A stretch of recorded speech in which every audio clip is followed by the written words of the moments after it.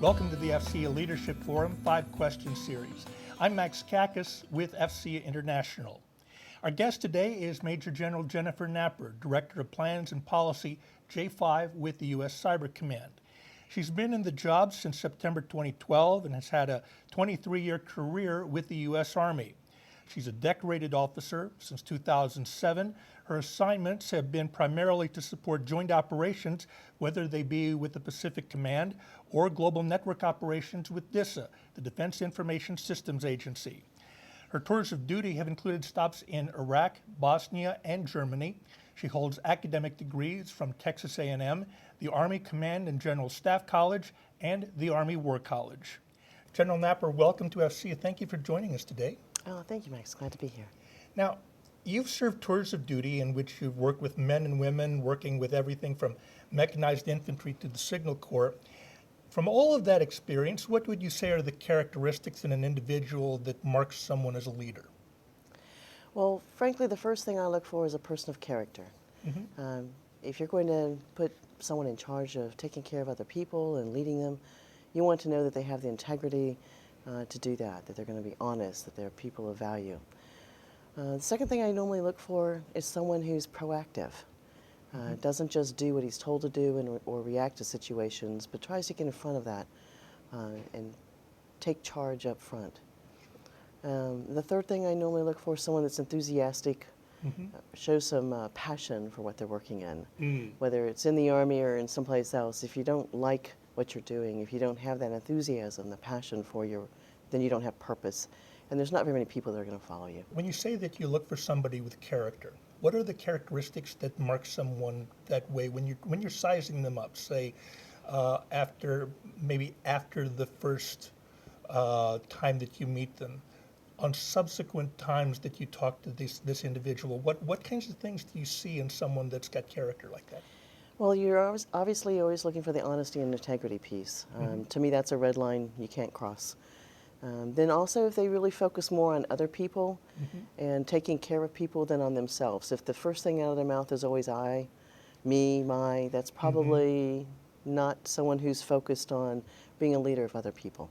And also, when you say someone has a willingness to do things, when you hear the word will, I will, taking responsibility and taking ownership of a responsibility. Absolutely. Good. Well, I see by your bio also that you served in the Army's Total Army Personnel Command. Before we started this, you were saying that it's actually the name for something that's very common in a lot of the business world.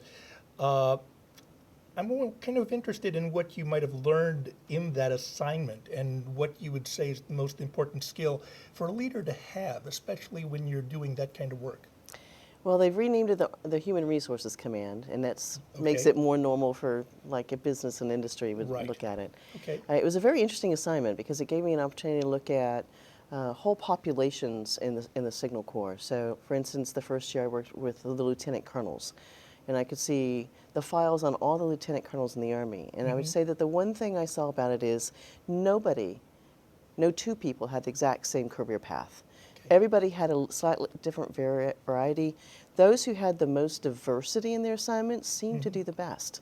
So they were learning more and more about our Army, about learning in the joint world, working within the DoD. Some had jobs working with industry.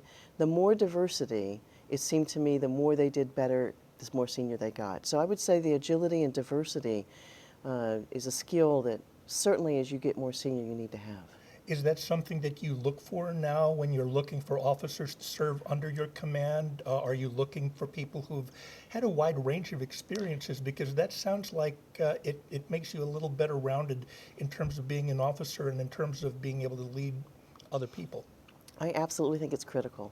If all you have ever done is work inside of a division and inside of an infantry battalion, an infantry brigade, and up on the division staff, then all you know is inside that division. And I loved my division time, don't get me wrong. Sure. But being able to move from that to another level, a corps or Army staff or joint staff, or go out into a combatant command and see another piece of our military, I think is absolutely critical. Likewise, I had assignments that moved me inside of formations like infantry and field artillery and air defense, and then I had other assignments that were with communications and were more focused there. So more technical on one side, more leadership on the other. I think both are necessary. And I think that agility and moving back and forth builds much greater skills. And also you've had that experience working in joint ops, because you have to work not only with people within the U.S. Army who you're already familiar with, but also other services that might have different cultures, and even to the degree that you'd probably have to work with coalition partners as well. A real challenge there. Absolutely. They can teach you in a book the differences in naval ops and air ops and even the Marine Corps, but unless you go serve with our brothers in arms and the other services and our coalition partners, you don't know that culture difference. And it's that culture difference that builds a strong team. When you're a leader and you're in a position of making decisions each and every day, how do you know when your leadership style is working? What are the indicators that you have? It's a little bit easier in the smaller organizations, obviously, because you see more of your people on a regular basis. But I think when I'm in a new organization, when the team is gelling and they understand the vision, then I know that I'm leading with the right style. In different organizations, you do have to shift your style a little bit. I kind of joke with my very technical guys that it is much more challenging to lead the high technical people than people think. Part of that's because, frankly, they're very smart, okay? and number two, they think a little bit differently if you're an engineer than if you're an art or history major. And so when you're in a new organization, you begin to see them gel, that they latch onto the vision, that they now begin to show that proactivity and presenting things instead of just reacting to problems, then I know that I've got the right balance. So different styles for different types of people as well, in different categories of jobs and things like that. But the whole internal leadership philosophy never changes. How you present that to folks is what you have to adjust. Now, one of the things we've learned from talking to your colleagues and other predecessors who've sat across the table from us here is that sometimes a good leader learns as much from what doesn't work as what does work. What would you say is your biggest failure, and what did you learn from that experience? It may not have been my biggest, but it was certainly a very bad mistake. Certainly was very early in my career and helped me form some thoughts. And that was, it had to do with, I was in charge of the ComSec, and I directed a particular destruction and was very forthright and directive in this. And everybody marched in and did their destructions. It shouldn't have been destroyed yet. So I had to report all that. And I learned that maybe every once in a while, if you talk with people a little more openly and are not quite so directive, dictatorial maybe even at that point. I was a very proud captain, thinking I was doing the right thing. Sometimes talking to your non-commissioned officer first might have helped. So, but it was a very, very big mistake, and it was one of those things that gets reported all the way up to the chain. And so I did learn, okay, this is where you want to sit down with your non-commissioned officer and walk through what you think you're going to do first, and then go forth. And so it was a very good experience for me long term. Did the non-commissioned officers you were working with, I don't know, have something to say afterwards?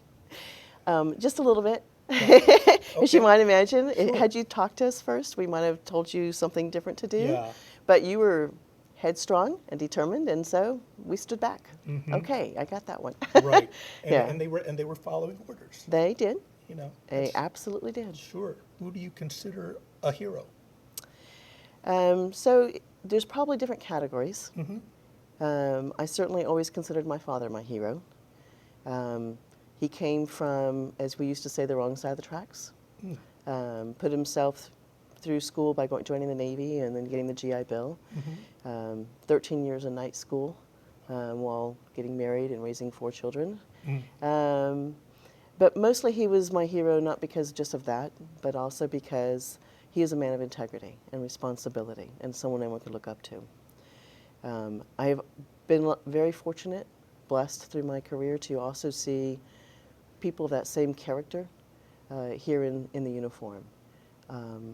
Both my non-commissioned officers that were my right arms in command and several of my bosses. But Dad was the early example. And is he still with us? Unfortunately, he passed this year. But I would imagine he lived to see you become a general. He did. He Must did. have been very proud. I think he was. Very good. On that note, General, I want to thank you for your service, and I want to thank you for spending some time with us today and sharing your perspectives on leadership with us. We appreciate your support, and we want to wish you the best of luck in your future endeavors. I'm Max Kakis. You've been watching the AFCEA Leadership Forum 5 Question Series.